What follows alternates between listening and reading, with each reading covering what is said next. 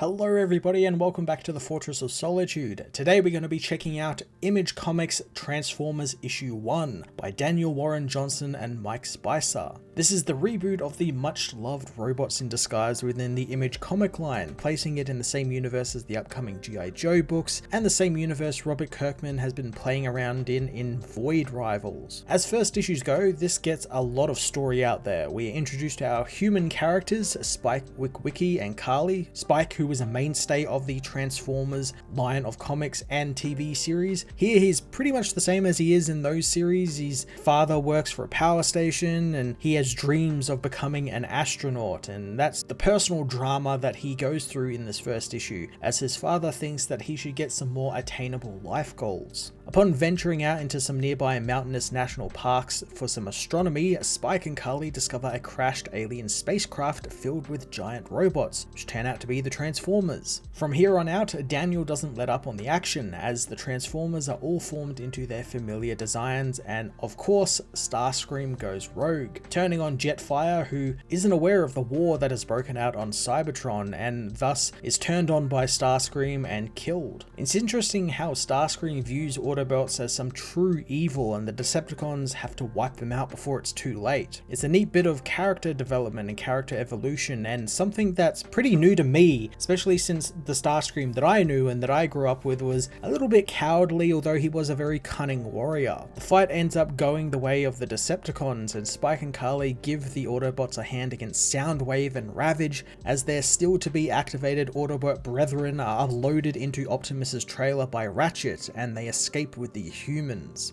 At this point, I expected the book to pull back from the action and go through what just happened with the characters, introduce Spike to Optimus and, sort of set that sort of stuff up. But Johnson continues building the action a little bit more as Starscream and Skywarp pursue the Autobots, only to be then stopped by their low energon levels. It leaves the action in a fantastic spot that you'd see sometimes in the cartoon, with the villain literally shaking their fist at the heroes and proclaiming that they're going to get them next time. Johnson's love for the series is 100% evident with the action and balancing it out with softer character moments, especially when Optimus has to come to terms with that his Matrix won't be able to save Jetfire, and he has to deal with the inevitability of death. It also sets Prime's mission into play, as he has been told to save Cybertron by Jetfire, and he sees Jetfire, who failed his mission, not have any hope left. So I like that he's there to sort of give him that last bit of hope that Optimus will take on that mission and will succeed in that mission. The issue rounds out with the Decepticons in need of Energon to bring Teletran 1, their computer,